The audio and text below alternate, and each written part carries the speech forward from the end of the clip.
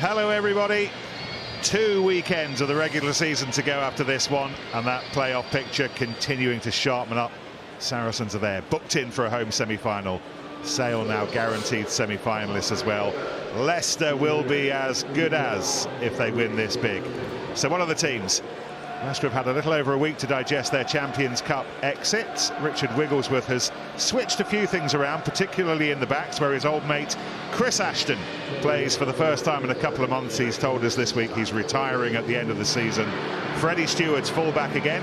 Matt Scott's in midfield again. Dan Cole's resuming at tight head, the only change to the starting pack in Dublin. Julian Montoya is fit and skippers, and when Ben Youngs is sprung from the bench later on, he'll become the latest member of Tigers' exclusive 300 club.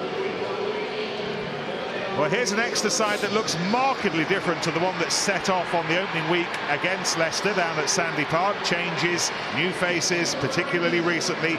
Stuart Hogg's a more familiar face who's back to start in the Premiership for the first time since October. Young Tom Wyatt's on in the wing for the first time in the league. It's Sean O'Brien's first Premiership start in 5 months. Solomon Akata's in for the rested Henry Slade. Will Beckensall's a first-time starter in the Premiership as well. Jack Yendel's captain, alongside debutant Nika Abaladze in the Prem.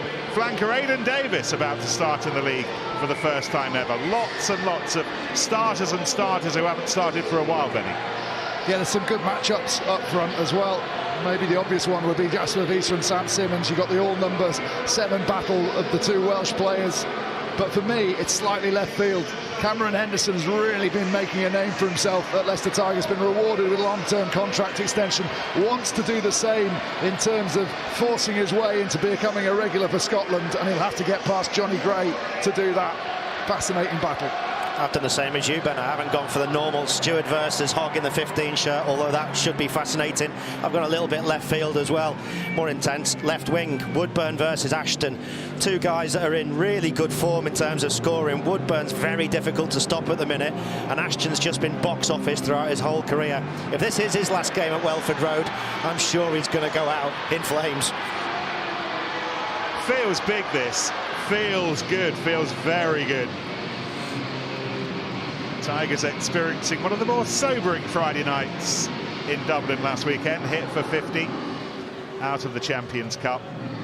But they had their final training session here and they let spectators in, which really picked them up. Proper bouncing atmosphere in these parts. But what a strange season this has been for the Chiefs. Much of it spent shadowed by the impending departures of star names, players who've done so much to shape the club at the end of the season. But they all know, Jack Yendel knows, that this is still in their hands, a place in the playoffs still in their hands. They're already sure of semi-finals of the Champions Cup. 3 games left, 10 points behind Leicester and Northampton in 3rd and 4th. They've made no bones about it this week. They know this is a must-win. And a week on from their most impressive performance in a long, long time, one that earned them that place in the last 4 of the Champions Cup. Rolling up their sleeves to reach a semi-final now against this lot. Exeter have beaten the top 14 champions in the last 3 weeks. They've beaten the URC champions. Now for the Premiership champions.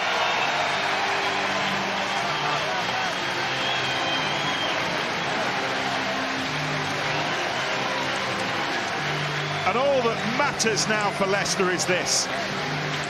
And having rebalanced so impressively under him to the sudden loss of half of their coaching team mid-season, here are the champions within touching distance of securing their place in the playoffs.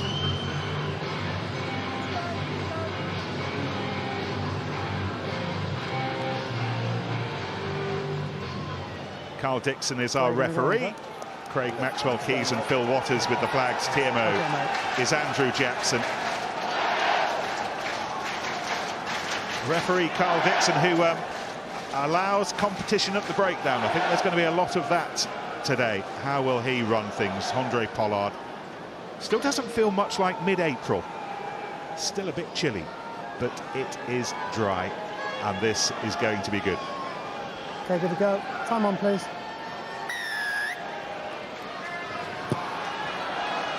Pollard's first kick. And first catch for Sean O'Brien in midfield today, alongside Solomon Akata. None of the usual suspects in midfield. Henry Slade having to take the weekend off because of his England commitments earlier in the season. It's a new look Chiefs side. There are lots of fresh faces in it. Lots of players starting for the first time in a long time, starting for the first time ever in their positions. But Freddie Stewart remains as assured as ever under high balls for Leicester. Jasper Wiese, player of the match in the Champions Cup win here against Edinburgh. And Pollard. And then Hogg, his first Premiership start since October, and he clears nicely. Great kick from Hogg, that. He loves the spiral now, doesn't he? He's gone out of fashion for so long. Use the line, please. But when you can kick the ball 60, 70 metres like that, it's definitely something you should have in your armoury. Johnny Gray alongside the towering Irishman Jack Dunn defensively at line-outs today, Benny, so no room for error from Montosha. No, absolutely. Leicester pride themselves in their line-out delivery. Exeter's not quite been up to their usual standards, but still that threat aerially in defence. Interesting first indication about Leicester's tactics. Saw Wiese carry into Chunza. Chunza won the collision, and as a result, Leicester didn't even think about having another phase. Kicked it in back to Leicester, to Exeter, forced them to kick the ball off the field, and they'll reset, but they won't play unnecessary phases in midfield. Contrast that with Exeter. We know they will. They like to have the ball Exeter in the middle third of the field, and they'll go phase after phase after phase until they catch your defence napping. It's James Cronin who is down. So Tom West, what does the expression on that face tell us? Stiff neck. Number one is getting through. Anyway, James Cronin down for the time being. It looks like he's going to be fit to carry on. Irishman really underlining his value again in his first season here, making his way back from injury recently. Anyway, first throw, it's a short one to Liebenberg at the front, and Rafael and Wiese standing off to do what he does. And the kick from Jack Van Portfleet is a high one. It's a contestable one, and flying through the air and tumbling, Ollie Woodburn. Just wondering whether Ashton touched him there in the air. Might be worth another look, that, but great take. Simmons. Joe Simmons, one of those extra players who's really rediscovered his best in recent times, and again, that was a good kick that Chiefs could chase and really contest. Every time Stewart lands, he's getting smashed by Simmons as he takes that first step. It's a big part of Stewart's game, that first step after the catch. Liebenberg doing what he can to escape the attention of Jack Yendall.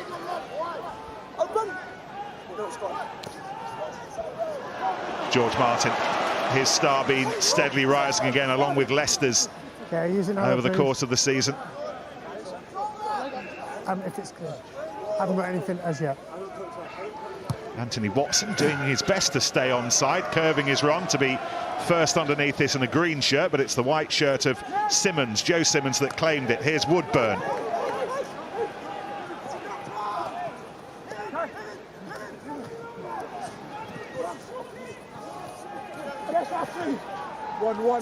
This is young Will Beckinsale, first Premiership start for the 20-year-old at scrum half, and what a place to do it. Welford Road. Simmons. And again, Woodburn, so busy. Simmons. Beyond Chinza to Josh Josefa Scott. Tackle from Liebenberg, and Chiefs holding on to possession, and that's nicely done to find Yendall, and Yendall to Kata, and Chiefs keeping it in hand very nicely. Tom Wyatt popping up on the other wing. Beckinsale, quick down that blind side, sharp to get the ball away to Wyatt, who in his efforts to do something clever laid it forwards. There's no way that When we saw that break, no way that Leicester still would have been playing with the ball here. Exeter have been knocked back a couple of times, but as I said, they just like to hold the ball and wait for that defensive error. Very comfortable, brilliant hands from Simmons, offloads to Yendel, and then nice offloading. They are trying to play an offloading game. Saw the error at the end, where maybe just one too many, but they are looking to play out of contact as much as possible. All inside arm as well. Leicester are going to be really careful there. That's 5 or 6 offloads already. Inside ball carrying on, reaching through the tackle. Where Leicester need to be a little bit more careful as well is protecting their best fullback. I just think that sometimes you can get a bit complacent. Normally, if a high ball goes up, you want to put a really good block in place. Look at Leicester's block here. It's an easy kick, but they're completely out of shape. Montoya tries to make a little blocking run, but by the time it gets to him, there's already 2 Chiefs guys underneath the ball. So you have to rely on the fact that he's brilliant under the high ball. But that means after that, he gets absolutely smashed, as opposed to just taking an easy ball, maybe making 2 yards. So Leicester, maybe it's not complacency, maybe it is. They need to make sure they look after their 15. Well, there's the change that had been signalled. Poor old James Cronin hasn't lasted more than 3 and a bit minutes. Tom West on as the replacement loose head. And he is now in it for the long haul. A scrum that in the end was picked up by Visa, and he makes excellent ground. His post, a world of adventure. What a kick! Nearly picked up by Ashton, was picked up by Kelly. Brilliant Leicester, brilliant Pollard. Some brilliant attacking play from the backs and all this, but the opportunity is created from the new man on the loose head side. Just look at the effect of Tom West's impact. Left-hand side scrum up, that means Visa's got no back row in front of him. He can charge out, go one-on-one, he gets through the tackle. Now look how slow Exeter are able to wrap around. They're not able to because the scrum's still going backwards. And that means they're short of numbers. The hard cut back line from Pollard, looks up straight away, sees Ashton, tries to put it through for his 99th try. It just bobbles away, but Kelly there in support, and a good finish from him, but an excellent team try from Leicester Tigers. Well, he was part, Dan Kelly, of the Tigers midfield, rather unstitched by Leinster last weekend. Gary Ringrose and co manipulating space, engineering gaps, but that was all about Leicester. Engineering space, manipulating gaps. Nicely picked up by Kelly in the end as well.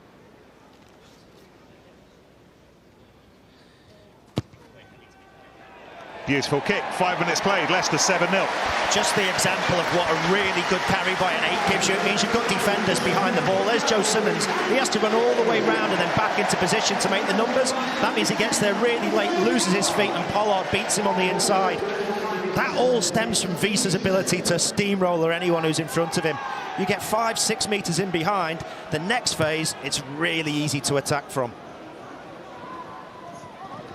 Simmons pumps that longish. Chiefs now happy to do some pressing inside Leicester's 22.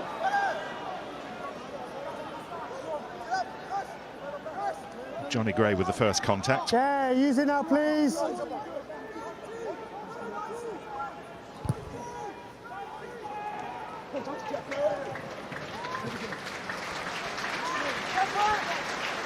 Leicester just going back to those percentages, kicking the ball off the field, trying to pressurise this Exeter line out that's had its problems this year.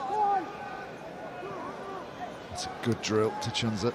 There we go, Sean O'Brien, Irishman, Galwegian, in from Connacht last season.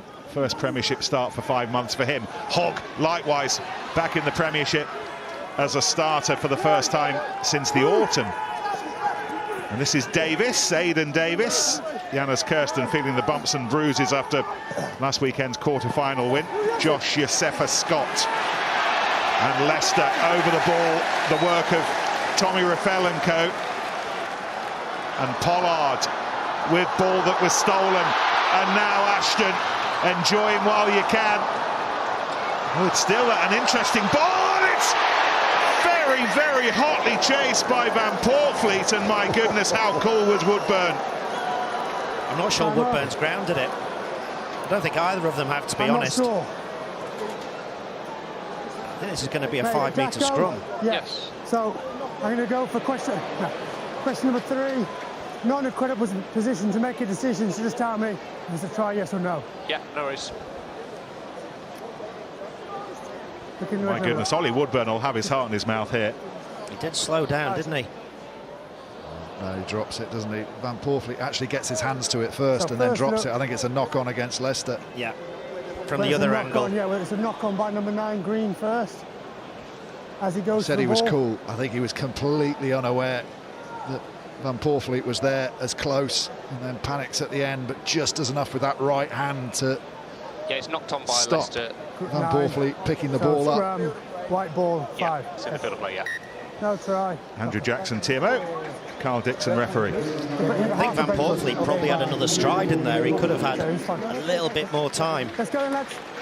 There's nothing worse than that, Nick, when you're running back and you don't know they're there. All came from a turnover, and this is the battle, which is interesting. Tommy Raffel gets it, but Wieser's gone into the first. So you think you're okay, but then Tommy Raffel doesn't get you, Montoya will get you. That's what Exeter will face, because they want to keep the ball so much in that middle part of the field, and Leicester are full of jacklers. That's going to be the battle, how quickly the Chiefs can get support there to clear out. Okay, stationary. Let go, 9. Van Poortvliet hustling Beckinsale. Beckinsale takes the slightly easier option of finding Sean O'Brien, but Chiefs having to dig deep here under a lot of pressure. Beckinsale back in a similar position, slightly more stable.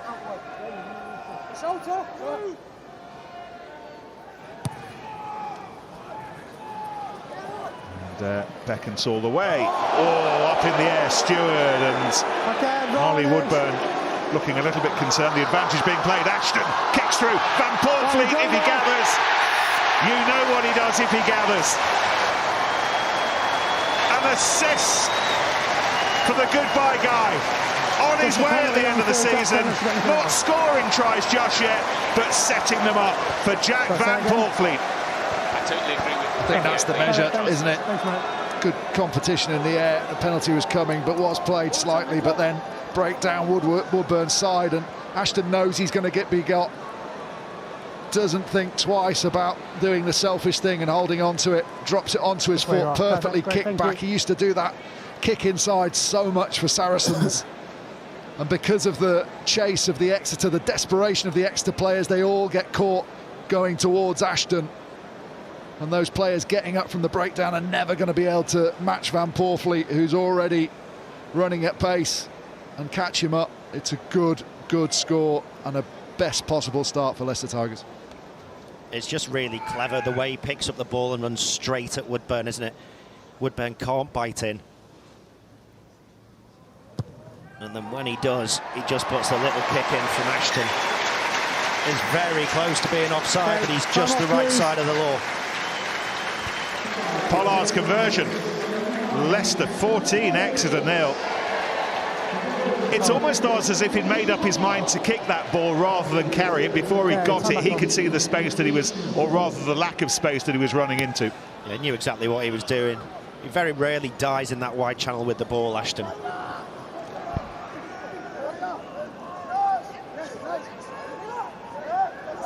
Maybe 10 years ago he'd have put the pedal down himself and gone, but who knows. Counter is good, all good.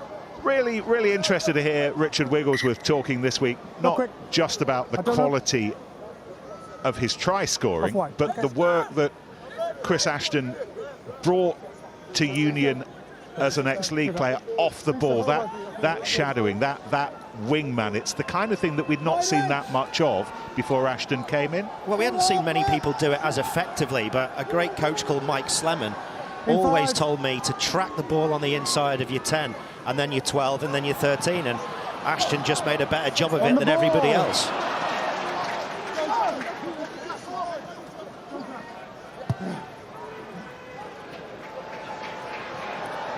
Jasper Wieser's had a busy start to this match, as too has Ollie Woodburn, largely in defence so far for Woodburn, but Chiefs will get their go. Josh Yosefa Scott trying to engineer the position which will let them get their go Hogg to Simmons, and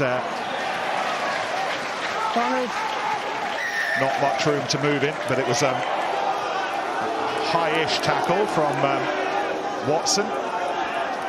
Better from the Chiefs. Like to see Hogg stepping up into that first receiver position, using his threat with his footwork, but also his handling ability to buy a bit more time for Joe Simmons. Still guilty of a seatbelt tackle in that wide channel. Best attacking position the Chiefs have had.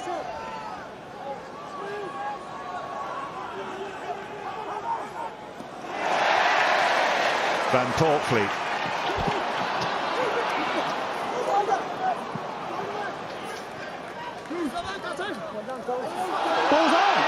Ooh, ball out. Van Portfleet has it, and Visa.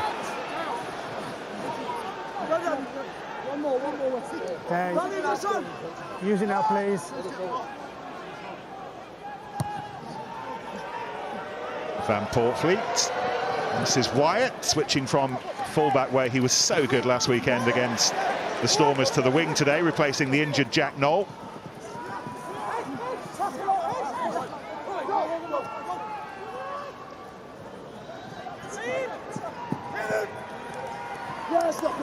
That's Gone backwards for me. Backwards. Been lost, but lost backwards.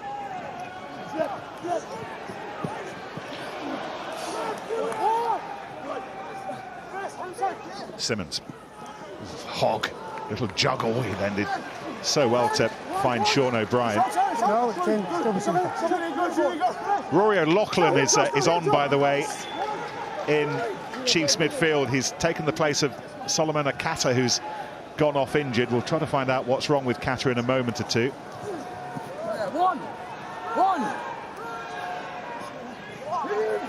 Simmons. He has that man, Nika Abaladze, in support. Premiership debut for the Georgian, and now the Chiefs putting it through the hands, and now Woodburn doing his work in attack. It was Pollard who got back. Chinza, Gray, lassoed by George Martin.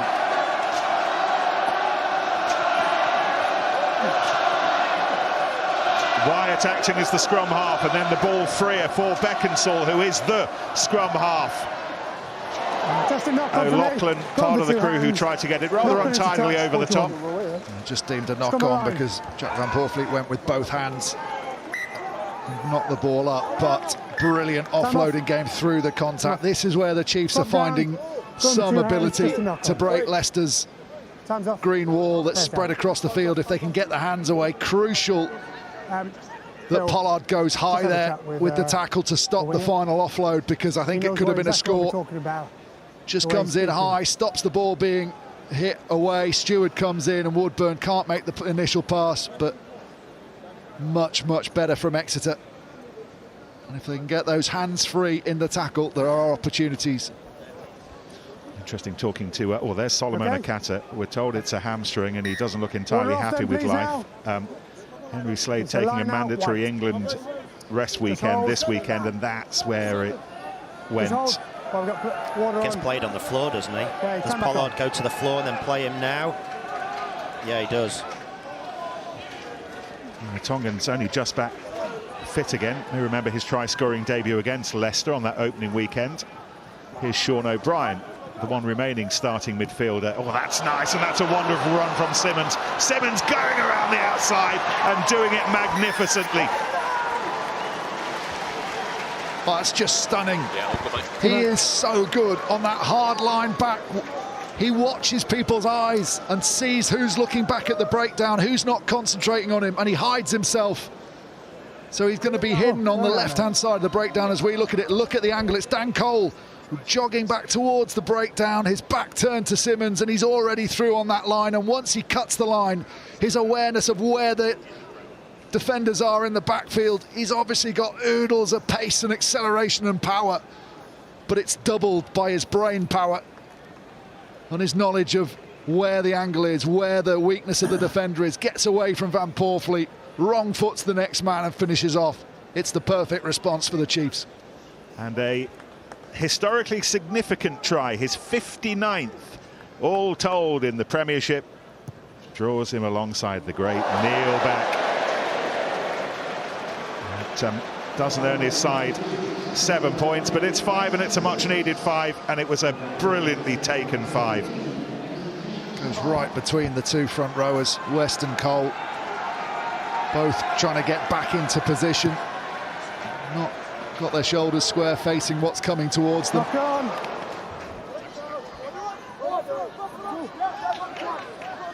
Ripped up by O'Brien. No advantage. Knock on first. Knock on there. White ball. Just looking back at the try quickly, Nick, actually, I don't think Dan Cole does too much wrong. He gets back into a reasonable position. But Tommy Raffel, look how far away he is. It's really difficult on that scenario to then defend as a tight head prop on an outside ball of someone of Simmons' pace.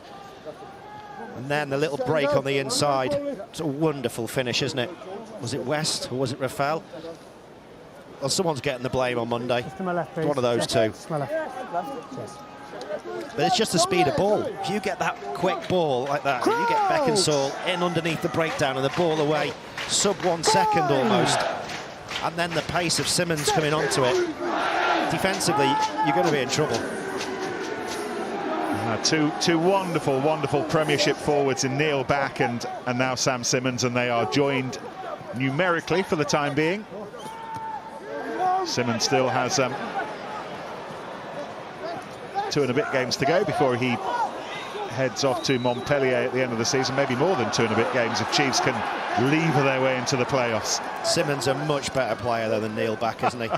Just in the hope that Backy's listening and watching. He almost certainly is. Afternoon, Backy. Okay, using that, please. Much better player though, more rounded.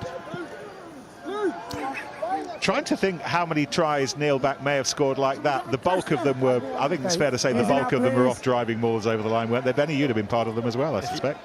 If you ask him now, he's scored loads. If you ask him to prove it, not so many.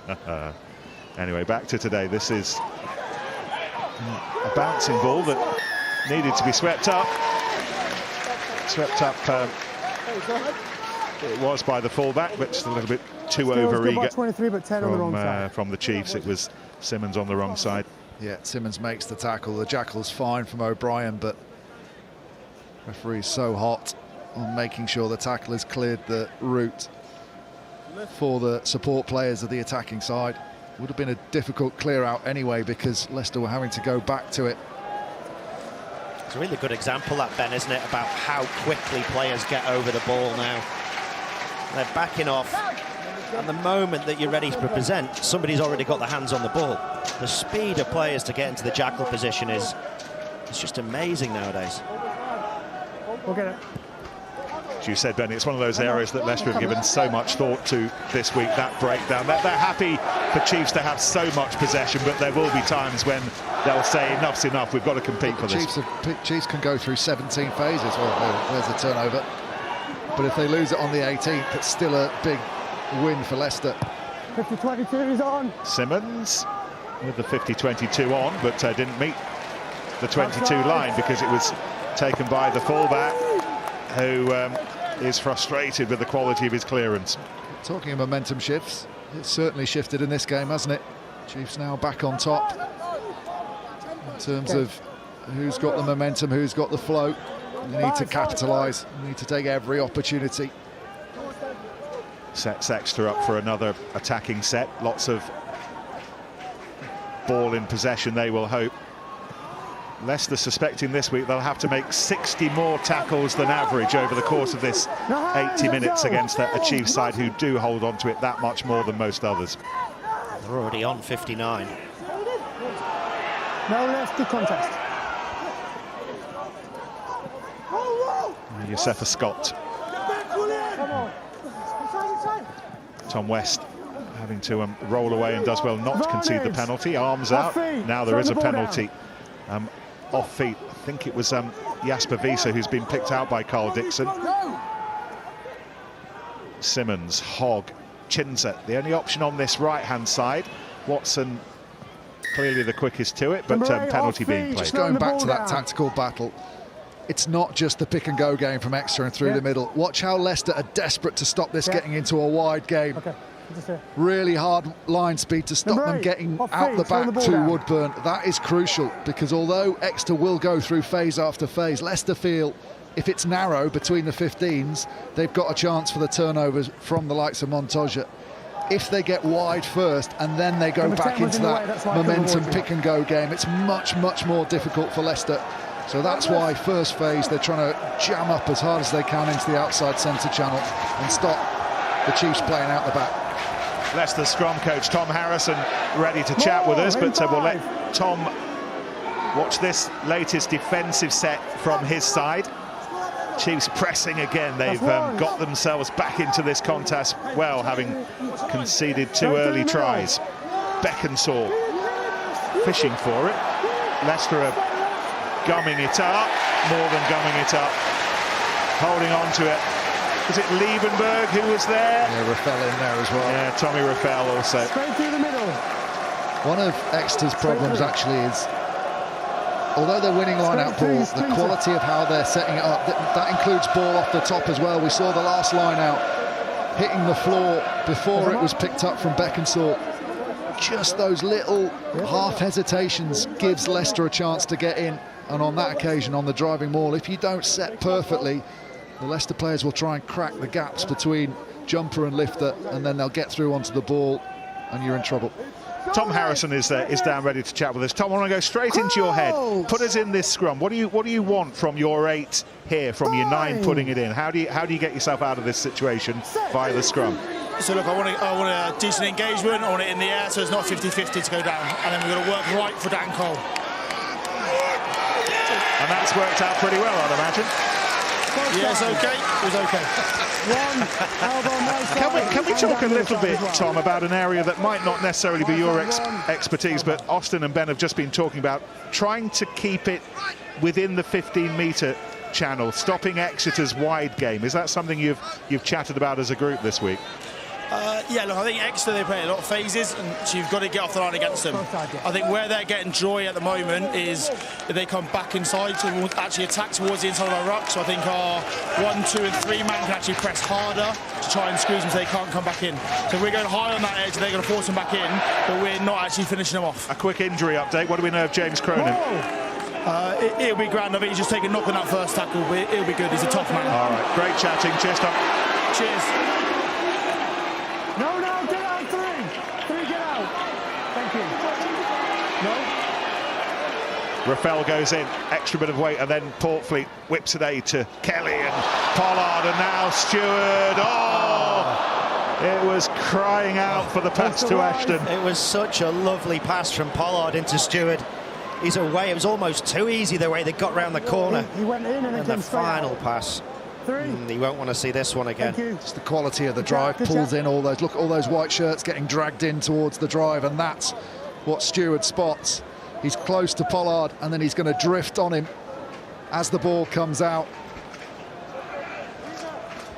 Oh, he won't like that, will he? No, it's left hand, but it's not a hard pass. Johnny Gray takes it. Here's Aidan Davis, 7 green. South African. Okay, First Premiership start for Aidan Davis. 7 offside, penalty advantage 9. Raffel was offside. There we go. With the advantage, Simmons might as well gamble. No advantage. 7 offside. Yes. I understand. But if they come early, I agree. Exactly what happened. Okay. Well, I'm going to listen to the guys on the side. Can you ask him? I will. Because if not, we are in the middle. 7 offside.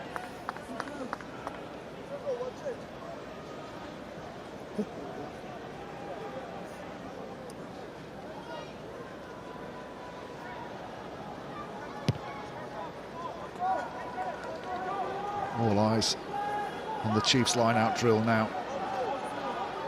Can they deliver that perfect ball, be it off the top or a little, they might want a little drive themselves. They've left their back row out into the back line, ready as big carriers. It's normally Simmons breaking out here, isn't it? Moving sideways. Now they're going for the drive. Ball won initially by Gray once more. Held on to by Davis. Beckinsale there when he wants it to O'Brien. O'Brien makes good ground, and this is a very handy position for the Chiefs. Wyatt bellowing for it, closest to us on this right-hand side. Freddie Stewart's got his eye on him. Meantime, Chiefs continue to take it up through the guts. Josh Yosefa-Scott waits.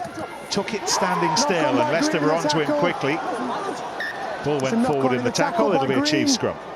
It's a knock-on. It was Henderson's shoulder that hit the ball, dislodged it. Time off. Really good tackle, but he's knocked it on in the tackle. Okay. And just that little bit of footwork. Pollard gets his head in the wrong place as a result, just at the line, at the tackle. Very, very difficult to deal with. Henderson comes out, almost spears straight onto the ball and dislodges it from Yosefa-Scott. He's not the ball on in the tackle. As in, he's tackled him and he's not the ball for him. Well, London Irish and England's Henry Arundel is our guest on Rugby Tonight. A bit later, reflecting on the Exiles' push for the top four season when he added to his test caps, and then 4 more Gallagher Premiership games to look forward to next weekend. Friday, Newcastle, Northampton, double bill next Saturday. Harlequins and Bath at Twickenham, the big stoop, 2:30. And then Gloucester and Sale looking to lock down second, the Sharks, at 5:15. And then on Sunday, a nice old London derby, Sarries and Irish from the Stone X at 2 o'clock. It's a massive game, that, isn't it, on Sunday? The whole context of the top 4. Let's go.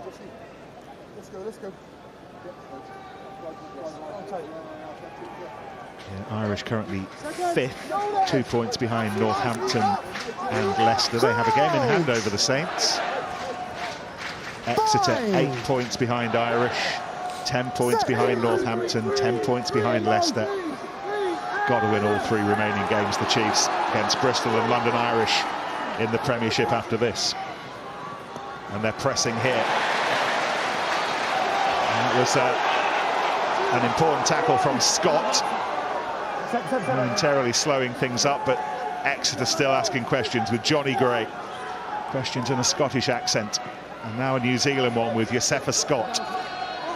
Beckinsale to Simmons. Oh, a bouncing ball, a loose ball. Watson, though, beaten to it by an alert Tom Wyatt. Part of the tackle. Chiefs, however, have been pushed back out of the 22 and no way forward for Dunn. Thank you. Here's O'Loughlin. And earlier on for Solomon Akata, who took a bang.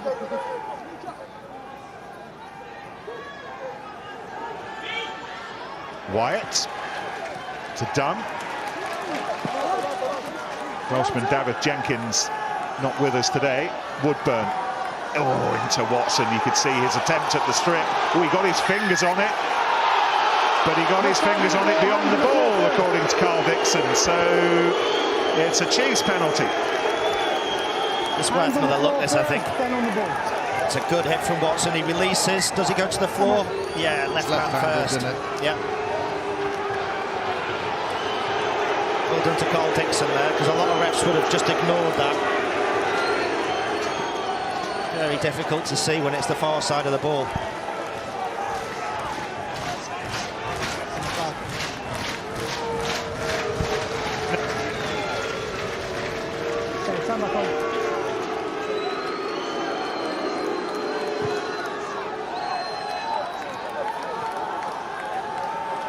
I think we're hearing, Nick, as well. Look at Pollard. He's made a lot of tackles. 11 tackles so far. Second after Martin. Just tells you where they're running down. Lock down that inside channel first, trying to make the dent before they go wide. Oh.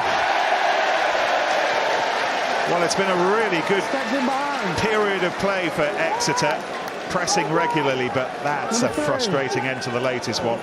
It's gone against Josh Yosefa-Scott. It's a real tough challenge because that's the reason why. That's why I told you to let go. Perfect. The driving maul near the line, and Leicester able to get bodies through. So as that support lifter with a man in the air, you're just trying to stay as tight as you can, and you can just see just maybe turns himself a little bit. Partly that he gets rotated right round to on this side now, makes it more obvious, but maybe if he just stayed a little bit squarer to the jumper, he would have got away with it. Taken by Martin.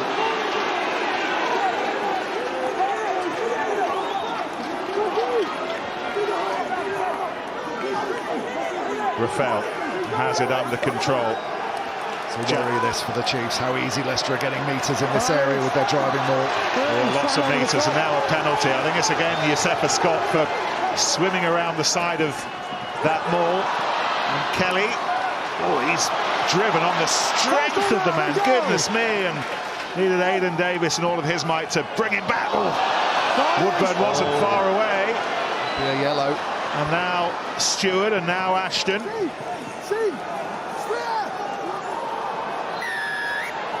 Back we come. I think Woodburn stops a break. So what number is that, please? 11. Number 11. 11. Woodburn tried to sneak back to his wing. He knew it was coming. So you have one over here or here? Playing advantage, so no real benefit. It wouldn't have stood if he had completed the intercept. Or there's one over on the 15. But when you're that close to it, very, very difficult to pull out.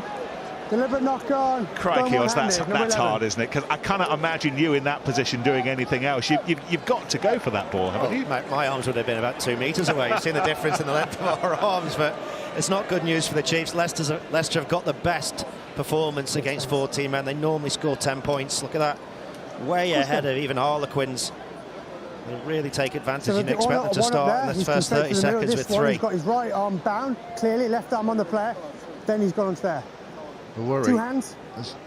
Clearly looking to catch the ball, taking a gamble with players on the outside, one-handed, no chance of regathering. No.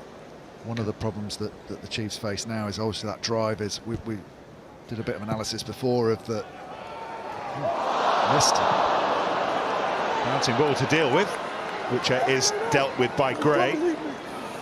Well, in Pollard's world, that's a sitter. He'll get an even easier one now. How good is Scott here? This is a brilliant counter-ruck. Number 5, off his feet, must gain his feet to play the ball. Post. This time. Thought they might have gone to the corner there, just to try and build momentum a little bit more, but here's another. It's a horrible one when you let it hit the floor because you just don't know where it's going to go. Montoya nearly gets there, but watch Scott here. Comes in from the side, does he? Just takes people away. I guess the decision to go for the penalty is that the initial decision was always to get those 3 points in early and then have the bulk of the yellow card period to score the try that you were talking about. We've seen a lot more sides building scores, haven't we, in the last couple of months? That's the point I was making there, and it's crucial now in this yellow card period that Exeter sort their line-out drive defence out, because we highlighted how off a drive they're getting really narrow. They have to come in, and with no Woodburn out there on the wing, that's only going to exacerbate things in that wide channel. So those midfield drives for Exeter against Exeter cannot happen anymore as far as Rob Baxter's concerned. Once again, Simmons happy just to tow it deep into Leicester's 22 and for the Chiefs to set their defensive line in and around it.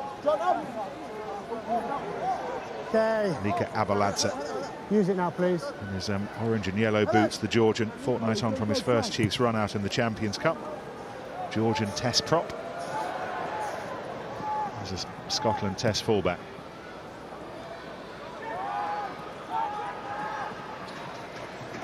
Hold green. Van Portfleet. Hold. Okay, gone 5. Simmons. Stewart.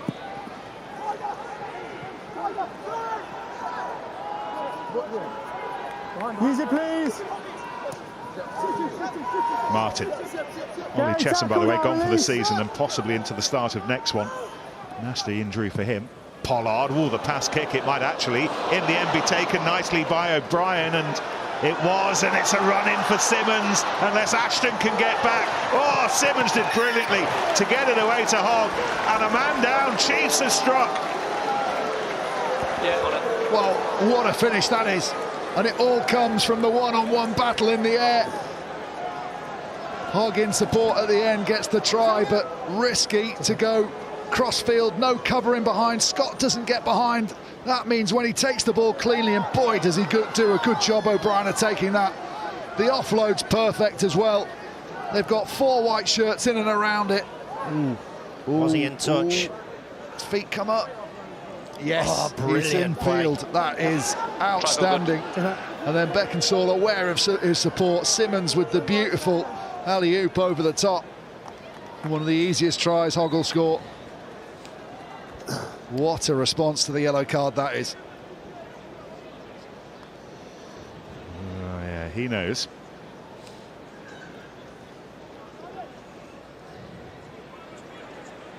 Chris Ashton, not the only one who is playing out time on his club rugby career. Stuart Hogg going as well at the end of the season. He'll play for Scotland at the World Cup and then call time. To make it 17-12, taking them within 5 with 5 minutes to half-time. Just looking at the nature of the chase, Nick, tells me this was all about Pollard's decision, a late one. Because if it's a winger's decision, he gets on the inside of the ball, gets there before his opposite man. On this occasion, though, it's not his case. So he's actually chasing late, arrives at the catch zone late. O'Brien gets in front of him, and that's what enables him to win the ball. It's a brilliant finish in the end, isn't it? How good was the offload from Simmons? There you go. Exactly what happens, the difference. So on that example, we'll have a little look at it again now. Is Watson knows the kick's coming, so he can change the angle of attack. This is the kick before. He's late to it because he hasn't called it. He's way too wide. He doesn't get back inside the ball. Now we look at the restart, and we see the difference between the two. This time he knows where the kick's going, and so he goes from outside to in. Look at his line. It's now back towards the ball. No one sees him. He wins the high ball. That's the difference. Now you're playing out on those wide channels, whether you're a winger, a centre, a second row even. If you attack back towards the ball, like a high jump, the Frosby flop, Nick, I'm sure you tried that at school, you've got more chance of winning the ball. Set. It's more of a scissors man. I'd love to have seen you do the scissors over a high bar. Green advantage. Chiefs penalty from the scrum, and this yellow card period they are riding out very nicely at the moment. No advantage. Slow. Be no rush to get this going again. Number 1, loose edge, hinge. Far side. Challenge for them today to follow up 2 17, big emotional performances with a Listen, I only can with a deal with the third. information I've been Those given. wins What I've been against given is 17, hinge. top 14 champions, URC champions, the Stormers, amongst their most impressive of the season, if not the most impressive of the season. But all week they have not run away from the fact that if they don't win this one, then the Premiership season is effectively over come tea time. That's what they're playing for here.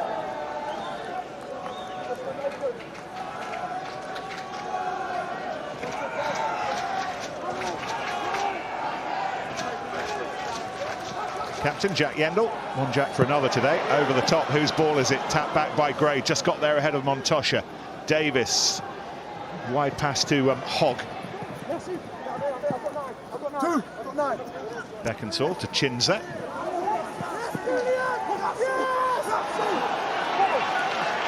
Leicester have it. Chinza stopped in front of the gain line, Leicester burgling it back. Montoya reacting quickly to the Cameron Henderson chop tackle. Hold it. Winning that battle of the shoulders. Look at the height of the clear out. It's good. It's just all about the speed. And Montoya can get his shoulders down, latched on to the player on the floor. And because of his strength and his ability to scrummage at that height, once he's in that position, you're not going to shift him. Montosha back to domestic matters today. Good to go again today after the early bang to the head in Dublin over a week ago. 22 metres out. It's not beyond the wit of man for Leicester to maul this over, but it's a long way out.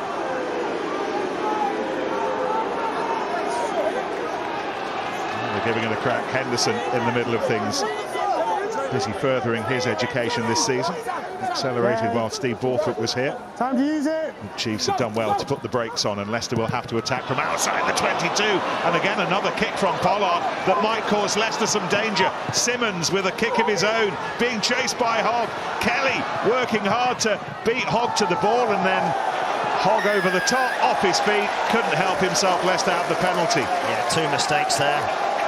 She shouldn't do from an experienced guy. First was a little nudge in the back, and then diving over the top. Can't dive on a man on the floor. Do you want to take the ball down? Can't dive on a man on the floor. Thank you very much. It's a shame, really, because it was on if the kick had gone. Ashton was all by himself going to 99 tries.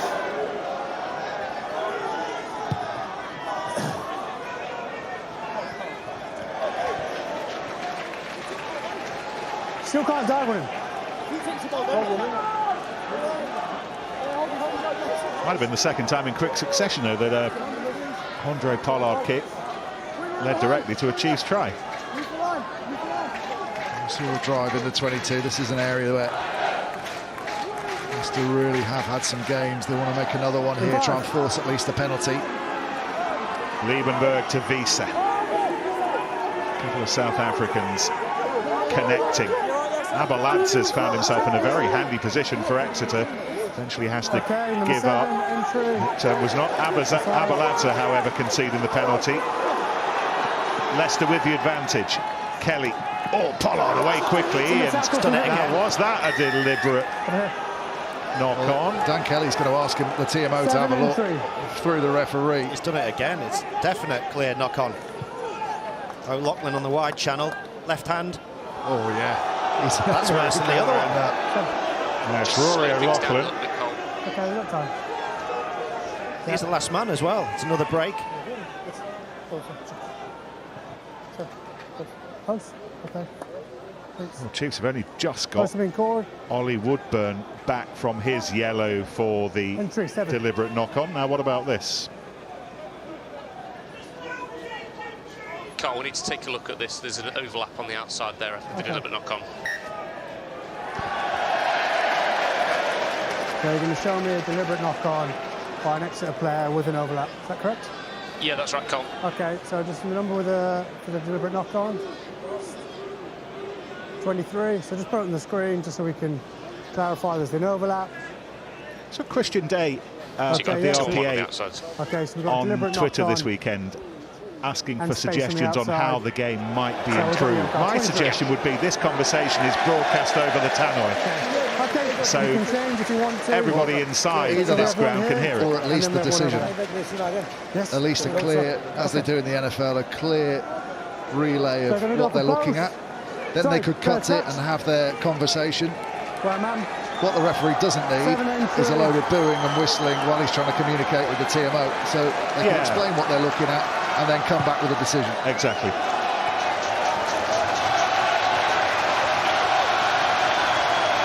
Get it done, Christian.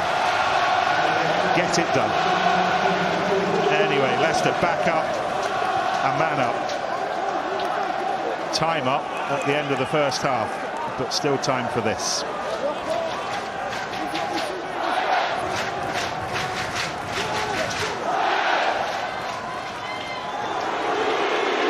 Liebenberg. The rest of the pack sheared away. Wiese kept control of it. And Cole.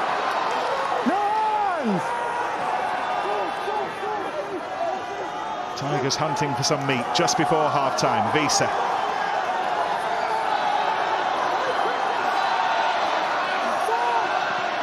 Kelly away quickly. Watson. Oh, that's clever.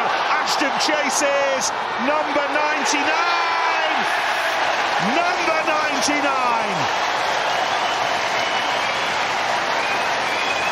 Time ticking on his rugby career, but still time for the greatest try scorer in Premiership history to hit a century. Well, the Leicester forwards are creating a lot of space in the wide channel. This driving play is causing the Chiefs all sorts of trouble, but the kick from Watson as the tackle comes in couldn't be more perfect in terms of timing or placement. Woodburn's got him, he's drifting away from Woodburn, buying himself as much time as possible to look up, and then Ashton just a slight juggle as he regathers, but it's secure. And he puts it down for his 99. It's the miss pass that makes it in the midfield. They put the ball across Pollard, which means that Ollie Woodburn can't blitz out the line as fast as he'd like to, and that just gives Watson enough space to get the ball down onto his right foot. Pollard, no. But as well as Exeter rode out their first yellow card, not so hot at the start of the second. Chris Ashton with Leicester's third try of that opening 40. Dan Kelly and Jack Van Portfleet with the first and second early on. Sam Simmons and Stuart Hogg as the Chiefs fought their way back into it. But half-time, Leicester 22, Exeter 12. Yeah, and probably worth reminding ourselves of just where we stand at the top. In its simplest terms, if Leicester win today, particularly with 4 tries, then they are as good as in the playoffs. Exeter lose, they're as good as out of them. But if Exeter can win, they are still very much live contenders going into their final 2 games of the regular Gallagher Premiership season. Okay, time on, They've please. got Bristol and London Irish home and away. Left as Chiefs. Leicester, final game of the regular season here in 3 weeks at the start of May against Harlequins. So many teams looking at what goes on here over the next 40 minutes. Hogg's knee twisted as he was tackled to ground there. Looks in a lot of pain. He's getting himself back onto his feet a little bit gingerly, but he's running against Stuart Hogg. Will Beckinsale, a little bit loose. Picked up by Simmons, Sam Simmons, who was outstanding in the first half. The try he scored, goodness me. It's a little bit twitchy from Tom Wyatt, who redeems himself, goes straight through the middle. One of Exeter's bright young stars, swapping fullback for the wing today to replace the injured Jack Knoll. Simmons to Josefa Scott. Shows how big Josefa Scott is that Hanro Liebenberg looked like a little scrum half trying to tackle him. Simmons, change of angle just as he takes the ball, and Martin did well to stop him. And then Wyatt, nice feet and really smart stuff from the Chiefs up to that point.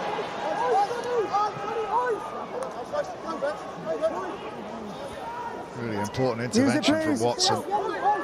As you said, some lovely build-up play from the Chiefs, able to get their hands free in the contact as they did in the first half when they looked most dangerous. And Hogg, the last man, got through, was just about to get his hands free himself, and Watson just dislodges the ball. Lovely bit of footwork there, ball out the back. There goes Hogg, and that right hand of Watson just comes and dislodges.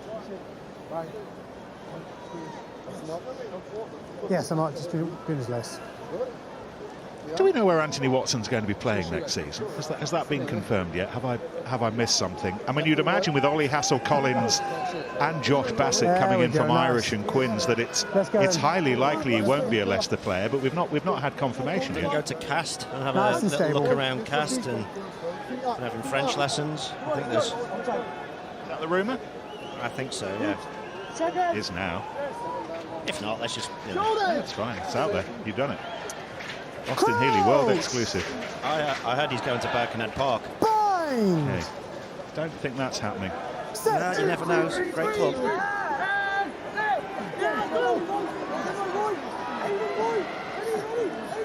Visa. Oh, and Visa makes the break, makes a big break over halfway, over the 10 metre, up to the 22, lining up away to the right, and the try for Ashton might be a century. He may well have scored. He's in touch. More spectacular ones, but we're wondering if there was a stray boot, a stray stud. I think he's in touch, Nick. I think his right foot goes over the line. Here we go. He's in touch. He's in touch. Oh, what a nightmare. That little blue and white boot with the yellow soles. Does we have a grounding? Just take him to see it from behind, just to check it's on the ground. So if that's his boot, it's just whether that right foot is. Oh, what a bust it was initially from Jasper Visa, and in the end, Hogg with a key challenge, and also Ollie Woodburn. Yeah. Okay, so roll it back a minute, Jacko, as well. Still on the ground, and we saw from the other angle that he hadn't quite put the ball down. And Stuart Hogg, the spoil sport, but Exeter fans. Well, we're about to have a chat. Intervention. We're about to have a chat with Rob Baxter, Ben.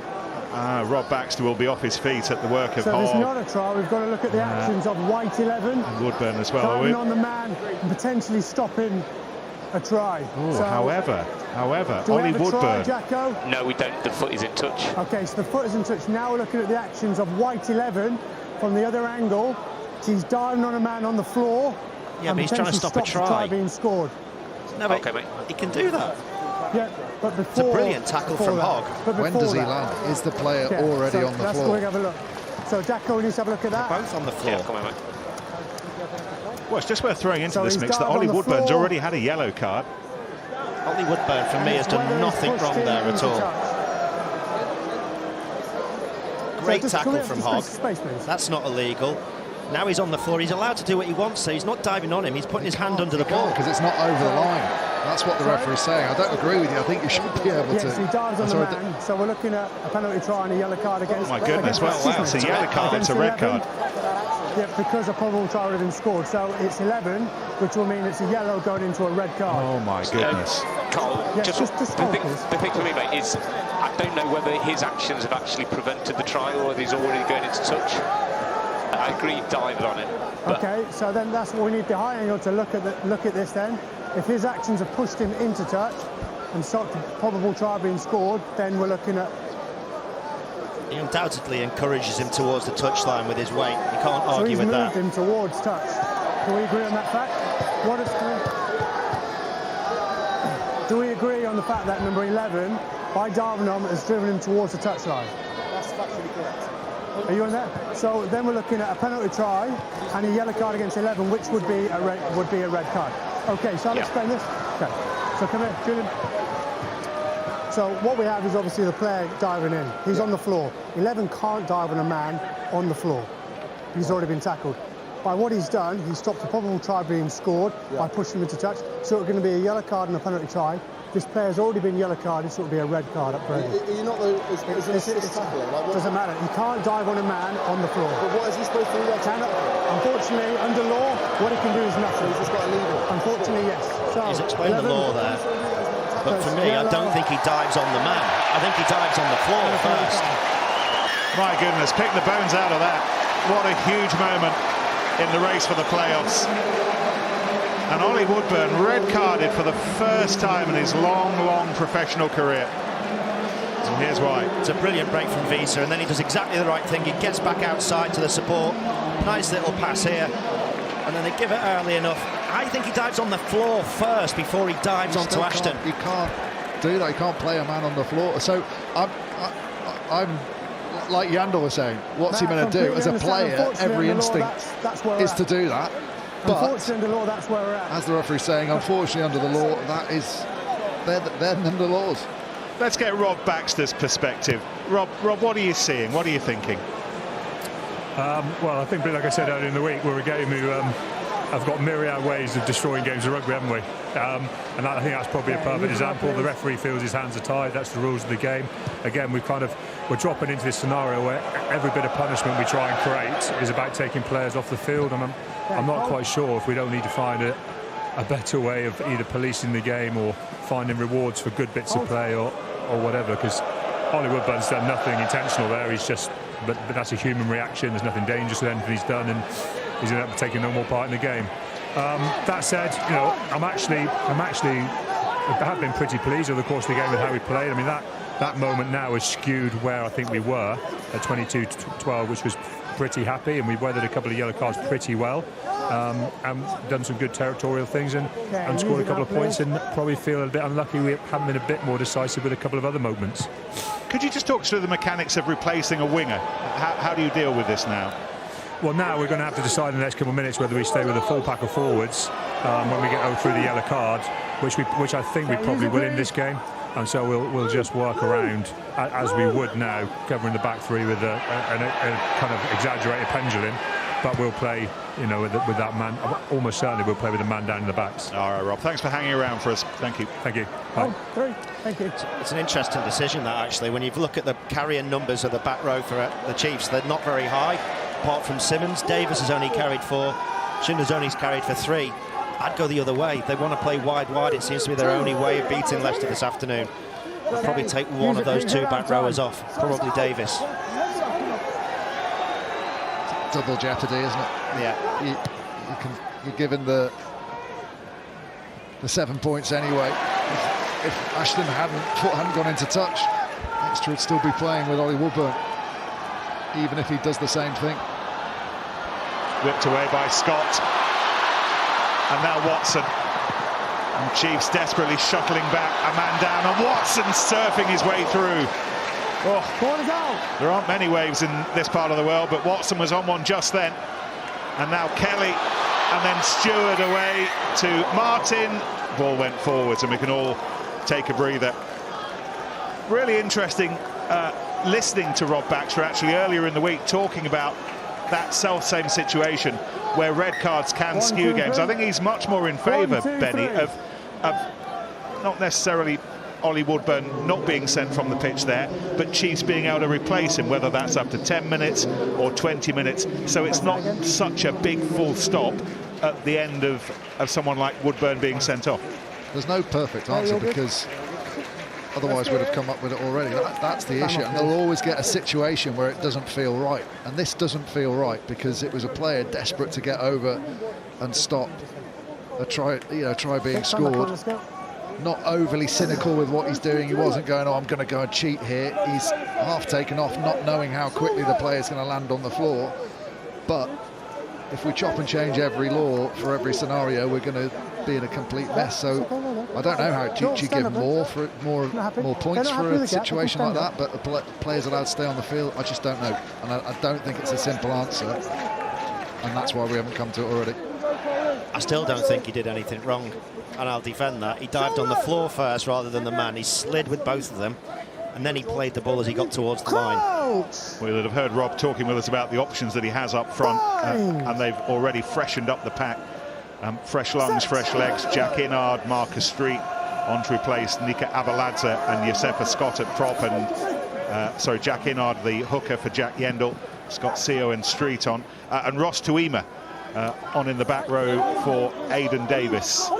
And those four have an awful lot to do to get Chiefs back into this game. Joe Simmons, by the way, the new captain in the absence of Jack Yendall. There must be a part of him now, Rob Baxter, thinking towards Europe. I know they're not mathematically out, but realistically they are out of the top four if they don't win today. Don't get anything from it. Hold.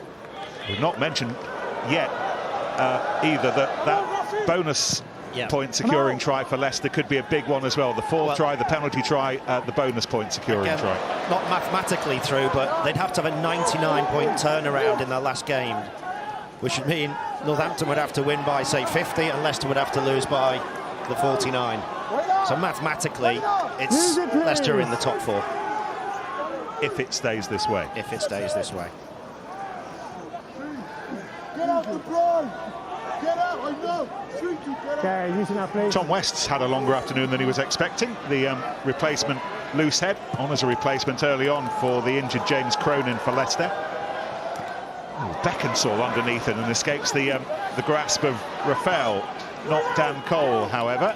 Been impressed with Beckinsale, the speed he gets the ball away, and they don't play slow rugby, Chiefs.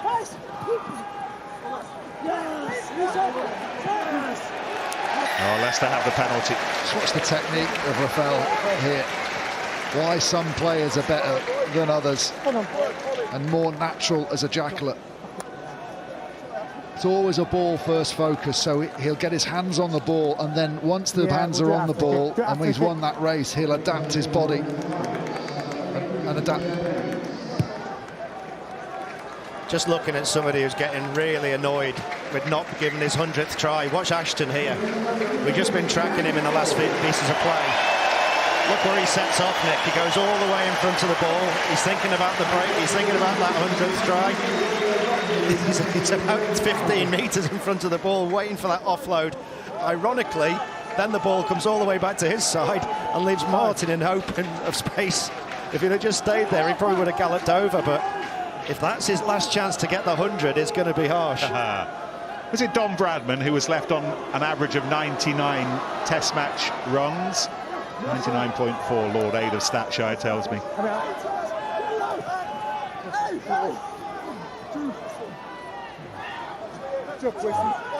Joe Hayes has come on for Dan Cole in the meantime for Leicester, and Ben Youngs is warming himself up. It'll be his 300th game for the club. Meantime, Montosha, time for some circus act work.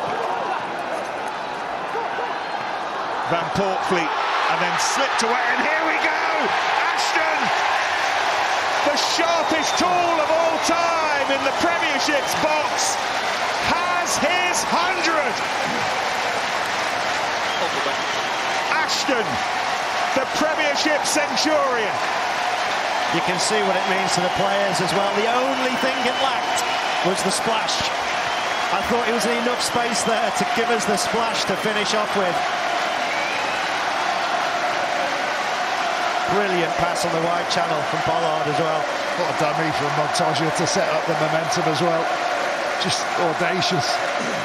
But that guy hovering out on the other wing. Been desperate, hasn't he? The smile on his face is telling the story. He's been doing the right thing. He's been making his passes, making his kicks. Ball hasn't always gone to him, but eventually stayed in the game, and he's got his just desserts. Get him off, take him off. 18 years as professional in league and in union. I think it's fair to say the decision to switch codes worked out okay. It deserved to be a 7-point score, but it's a big score. It's the 100-up score for Chris Ashton. Good carry from Kelly as well, wasn't it, to force that extra defender to step in, which preserves that space for Ashton in the wide channel. Pollard drifts on the pass, and the timing's perfect. He's had more difficult tries to score, but probably none that taste quite as sweet as that. And history wherever you look around Mattioli Woods Welford Road right now, because in the middle of all that, the man celebrating the try, Ben Youngs, has come on his 300th game as a Tiger, and here he is. 37th player to hit 300 for the club, a few months after Dan Cole became the 36th. Doesn't get any easier for the Chiefs and for Hogg. And there's Ben Youngs. Never, ever be forgotten in these parts, not just because of what he's done as a player, but we all know the kind of bloke he is as well, Ben Youngs. And, well, we've been privileged in this era to watch players like him, to watch players like Chris Ashton, but time continues to tick. He's still got at least one more season left in him, and there he is, match number 300.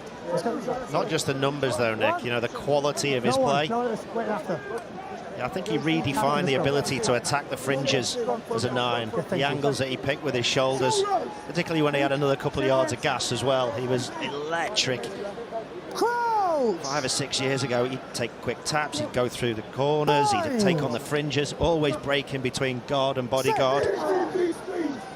And more importantly, he's a one-club man. Very rare nowadays. Leicester with the advantage. A word for Stu Townsend as well, who's grappling away there. First time we've seen him in 6 months for the Chiefs. Started on the opening weekend against Leicester down in Devon, but for the second season running, his season interrupted by injuries. Anyway, meantime, Leicester hungry for more. Ashton hungry for 101. Youngs. Feels like party time here as Leicester drive into the playoffs. Still over a quarter of the match to go as well. And Stewart, and it's Rafael chasing hard on the right wing. He knows he's made a mistake there, Stewart. He's kicked the ball the wrong way round. Got topspin rather than kicking it underneath. It's a nice play. They work it wide really easily. He's seen the space. But see how the ball's rolling forwards as opposed to spinning under. That would have made all the difference potentially.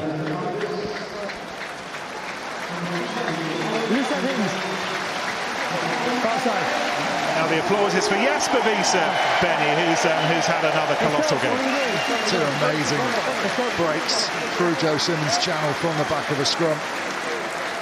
Just had a bit of treatment before on an elbow, I think it was just a slight concern on it. I always wonder whether that's precautionary.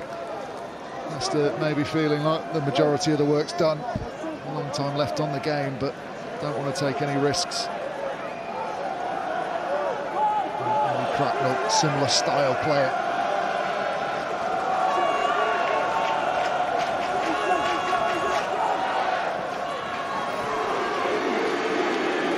Leicester have got enough tries at the moment, but clearly maybe they don't have enough points. These might be 25 very long minutes for Exeter. Down a man, Ollie Woodburn's red card. It's been one-way traffic since then, and there might be another. That Scott just held up short.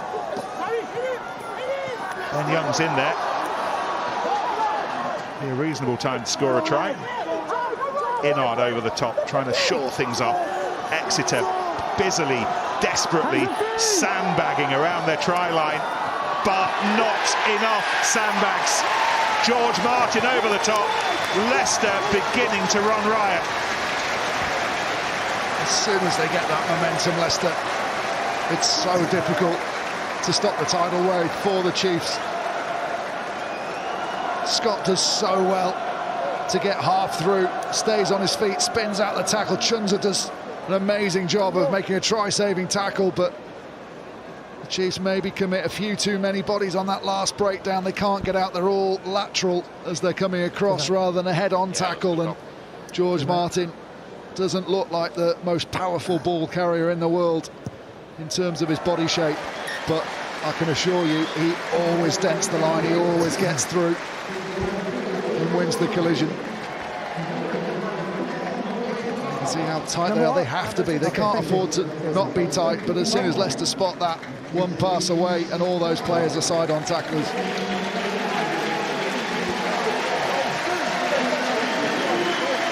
Exeter making changes. Meantime, Leicester as well. Julian Montosha off for Charlie Clare. Harvey Skinner has come on for Joe Simmons, and Mike Williams also is on. No question now that Rob Baxter, Ali Heath, Exeter are just protecting their big assets for what will be their now biggest game of the season, away to La Rochelle in the semi-final of the Champions Cup. Jack Inard has taken over as captain.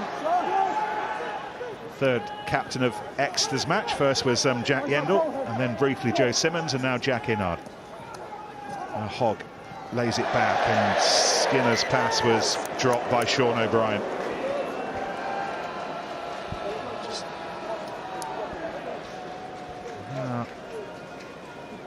Facing the stands on the right-hand side, in a Leicester Tigers jacket that he'll be wearing permanently next season.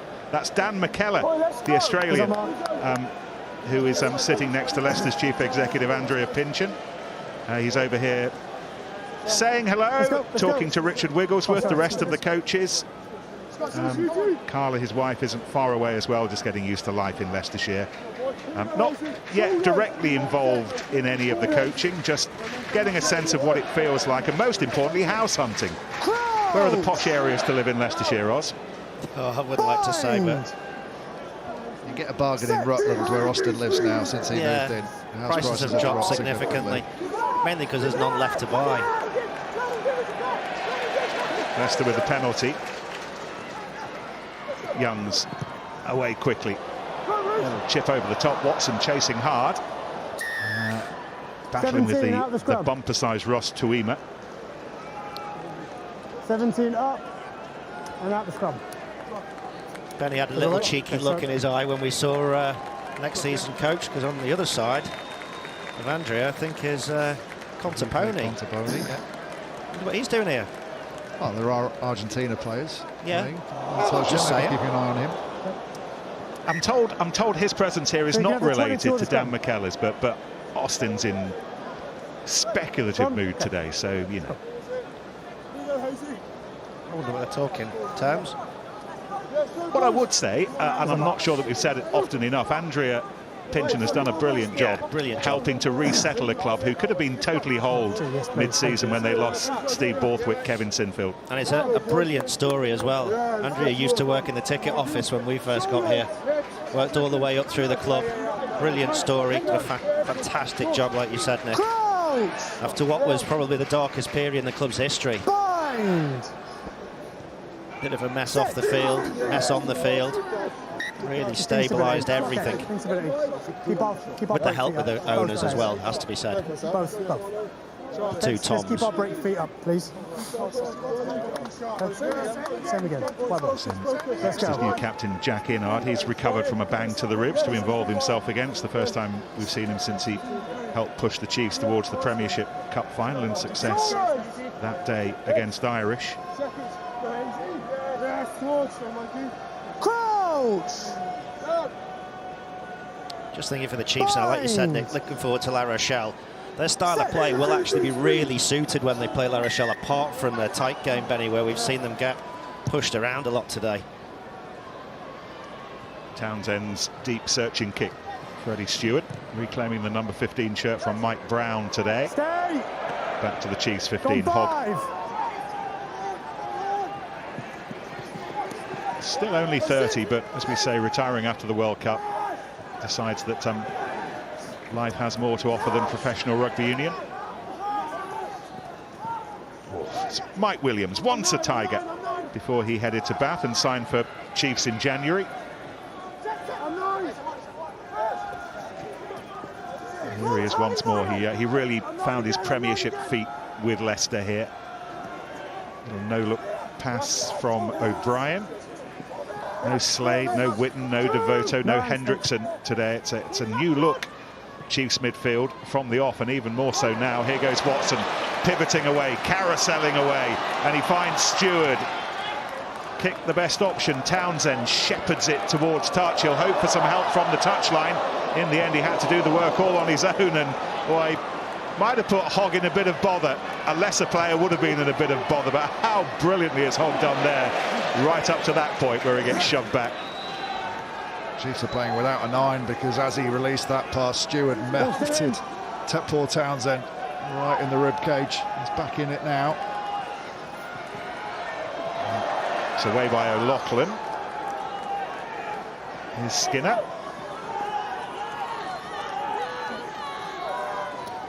Seo, Scott Seo.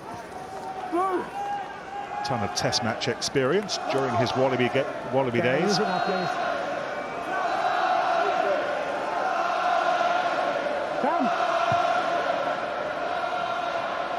Pollard.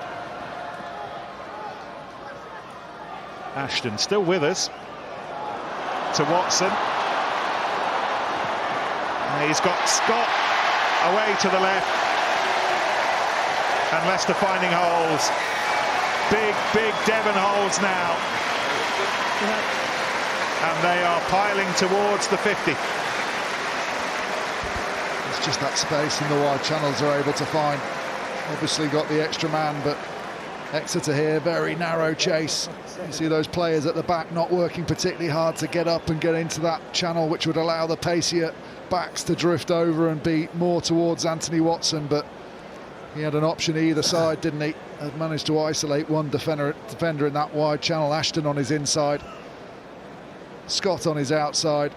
Little show to Ashton. Hogg has to stay, and he gives it to Scott to score an easy try.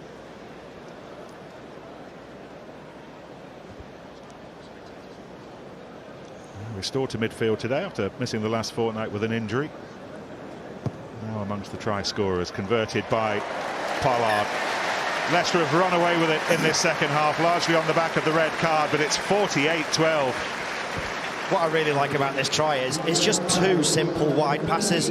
The first one from Pollard's about 20-25 metres, and then the second one from Ashton slightly further over the top, another 25-30 metres. So you do the full width of the pitch with two passes. That makes it almost impossible defensively to get any line speed and any width. It's on more often than not for most teams, but hardly any side does it, mainly because sides aren't as tired as the Chiefs are currently. It's decent chase from Wyatt. Made sure that Henderson didn't have it all his own way, but Leicester do have it back.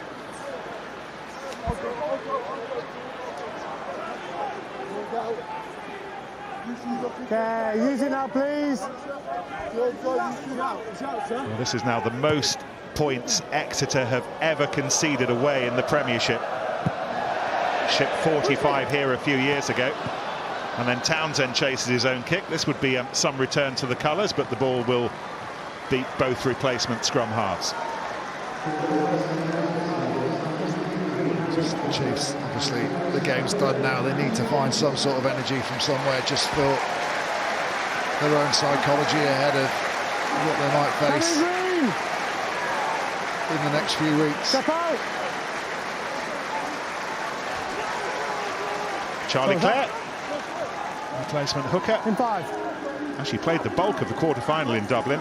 You remember he was on in the first half after Julian Montosha took a bang. The applause, by the way, is for Anthony Watson, as he's been replaced by Harry Potter.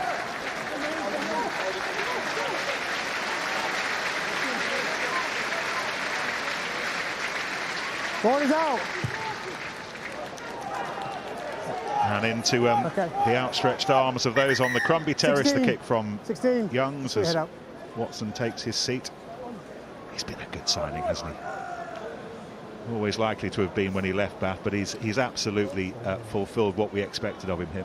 Yeah, well, obviously we don't know what's happening next year, but we've said that with who's arriving, it would seem unlikely to stay, but I think it's a big miss. Okay, number 4, Green. Because he's so electric.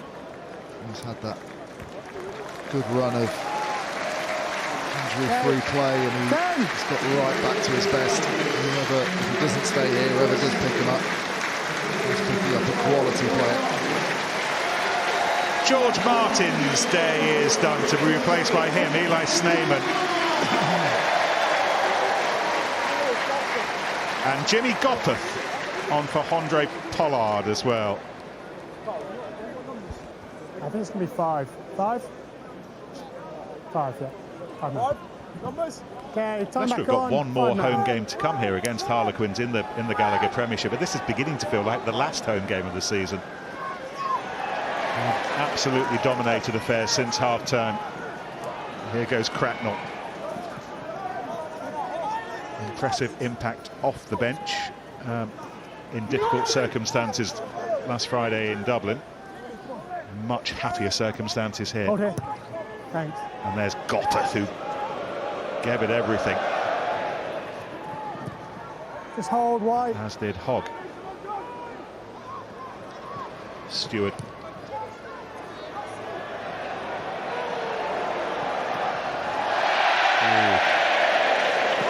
That's what the bulk of those in here were hoping for.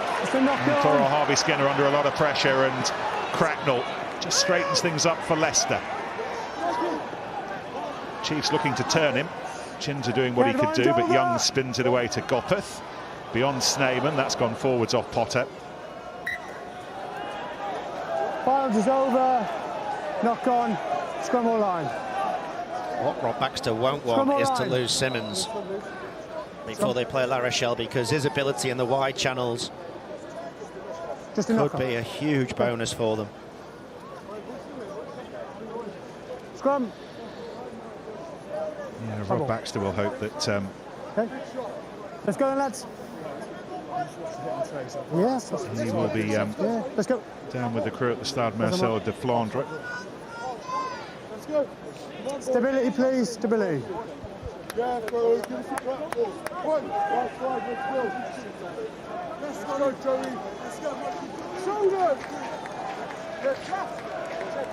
Crouch. Bind. Austin's mouthing something at me. First one pre-engaged. That looks like Bordeaux. The game's at Bordeaux, I think. Well, it's only a 2-hour drive. If should Sam Simmons find himself at the Marcel de Flandre, he'd be in Bordeaux soon enough. Yeah, straight down the A10. As long as he didn't aim to get there 2 hours before kickoff. No, don't go there though, Sam. Whatever you do.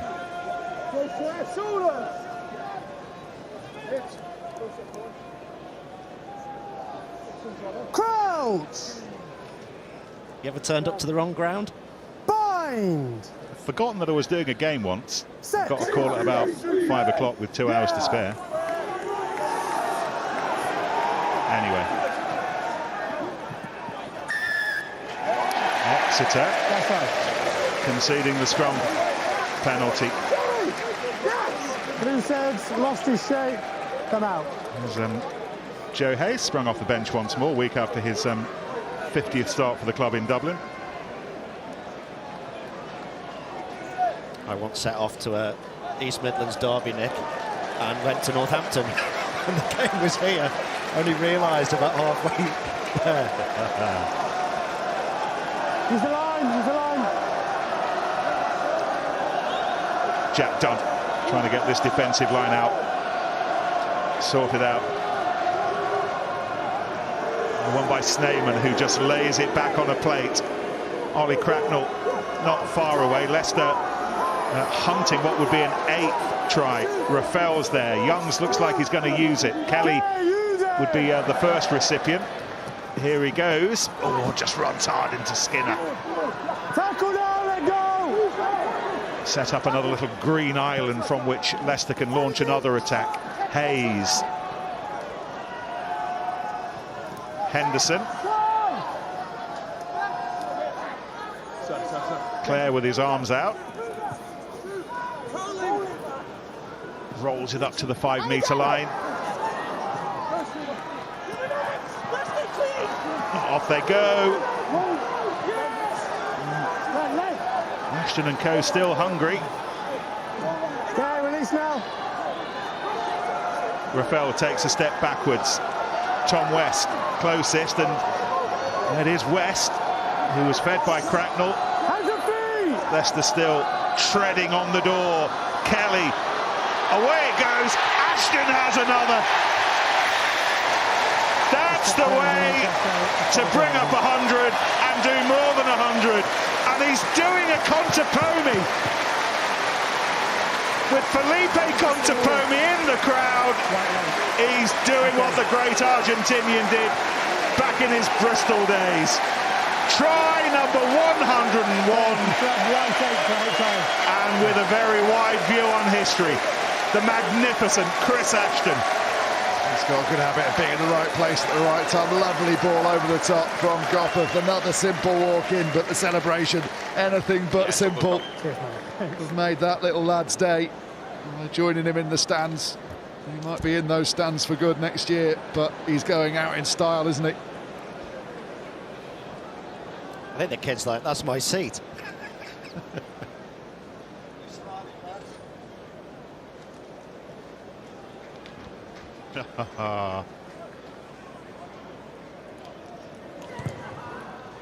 Gopperth nails it. Leicester 55, Exeter 12. Goodness me, this is getting gruesome for the Chiefs. Now officially the most points they've ever conceded, equaling.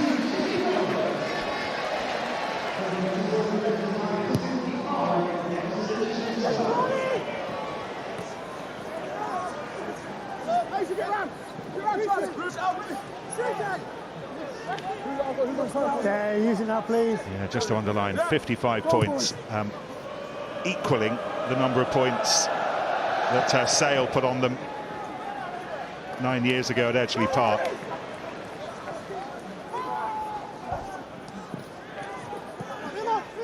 Just to underline Austin's point about how important Sam Simmons is to their European ambitions. He's left the field and gone straight down the tunnel.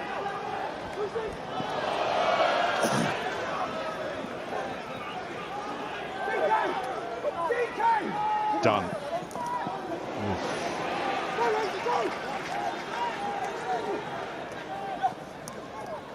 And that's gone forwards off Aidan Davis, but they were playing the advantage. Offside. Sadly for the Chiefs, what Leicester haven't done is take their foot off the throat when they found it there. Yeah, tough week for the Chiefs after what was an absolutely brilliant performance last week. To come to Welford Road and now perform like this. I think it's one of those, though, that as a coaching staff, you just have to brush under the carpet and just say, right, we need the performance that we showed last week, not the one that we've shown today. And they've been markedly better in the last month than we'd seen in the first and middle part of the season, haven't they?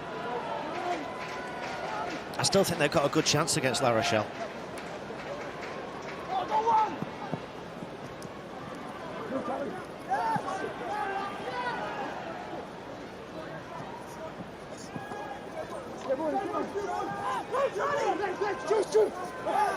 Ball backwards. Picked up by Townsend. Interesting. Dunn keeping it in play. Chinza. He wrestled Liebenberg away. He's been strong all game, hasn't he? Some of his tackles stopping Leicester's biggest carriers. Skinner. Williams was the dummy runner, whipped out by Rory O'Loughlin. Just a reminder, Exeter operating since very early on in the second half without Ollie Woodburn, who picked up a second yellow that was upgraded to a red. Davis, Skinner, nowhere to go.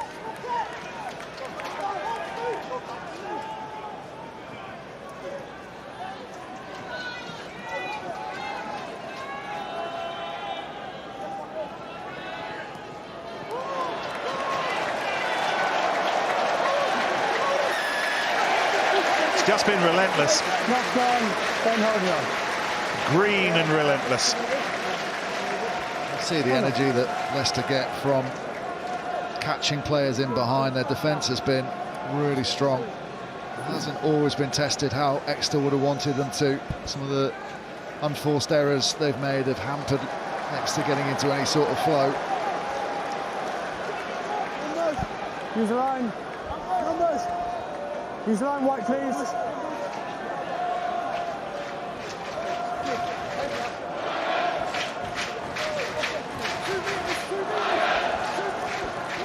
Over 5 minutes to go.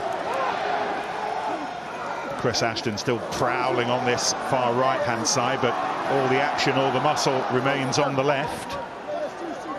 Ashton thinking of a fourth, Leicester thinking of a ninth. Exeter thinking of the bus home. Youngs, Kelly through the middle, brilliantly held on to, and Scott has two. Getting cruel on Exeter. It's getting cruel, and this will be their heaviest ever defeat. They've never conceded 60+ points in the Premiership, Exeter, but a buoyant Leicester are making sure they're doing that today. It is getting cruel, isn't it? Because I mentioned before about some of the errors that Exeter have made, handling errors. You feel that this one wouldn't have stuck if it had been in an Exeter shirt, but everything's gone Tiger's way today. Scott making his own luck, keeps chasing the ball, doesn't give up on it. And perhaps the juggle even helped him break that tackle as well.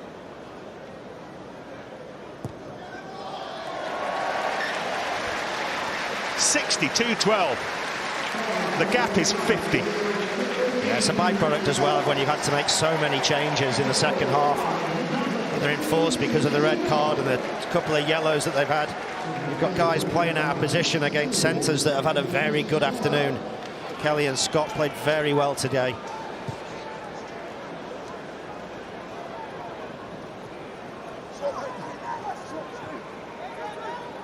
Use him. Going to find out who Outside. Austin's player of the match is in a minute or two. Ben Youngs finds the seats. Outside. Which he doesn't, which he does. It's Kioz. Yeah, straight out. There's been some great performances, hasn't there? Liebenberg, I think he's been fantastic all season. Visa as well, those carries early on, set the ground, but can't give it to anyone else, Nick. It has to go to that man, Chris Ashton. He's our Gallagher Premiership man of the match, but he's also the try scorer of the century. What a finisher. A hat-trick. It couldn't have gone better for him. We said in the build-up, things happen around that man, and they certainly have today. He'll probably get sent off now. Chiefs still pressing. Townsend grappling away. It's Tom Wyatt who goes in. Leicester offside. Brown is offside. The number, please. Wyatt to Tuima, one of Exeter's homegrown up through the academy. So much for the Chiefs to be excited about in terms of those young players coming through, but not today. But it's Townsend back in white, back for the Chiefs, that close.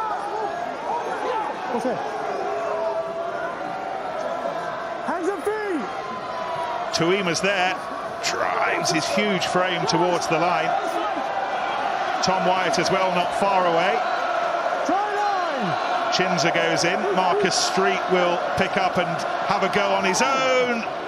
Carl Dixon on his haunches, not quite Street, but still may be Chiefs. Aidan Davis, arms out, off they go. Oh, Leicester defending their line like they lead by a point, not by 50. Offside. Hold up. Come to 5. Townsend taps, gives to Inard. Liebenberg's works so hard. Scott Seo not far away, Tuima as well. Inard just offers himself. It's Tuima who goes on his own. A little something, a little sliver to take with them back on that long drive back home to Devon. I mentioned pre-match that maybe the law changes over the last couple of years have just taken away a little bit of the fear that oppositions had of Exeter's pick-and-go game, but they just haven't had enough opportunities like this. They haven't been down in Leicester's red zone on the line enough to take advantage, and Tuima, little show to those outside him, but it's all about his brute strength and his weight, getting himself over the line. Referee happy he saw it grounded.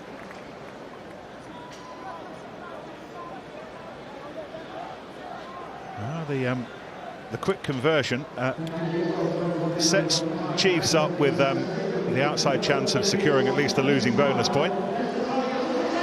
But it's Leicester ending this try bonus point. Leicester ending this match on the front foot and still looking for more. Stewart. No. Neck roll at the breakdown before the kick.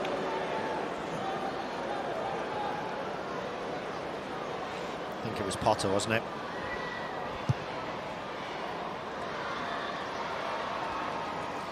Thanks, man. We'll still have room for one last Chief shout, but it's been a very good day for Richard Wigglesworth. 3, maybe 4, maybe 5 games left of his half-season stint as Leicester's head man. He'll soon be part of England's World Cup preparation, soon to be replaced by a watching Dan McKellar today. Leicester have it, Clare has it.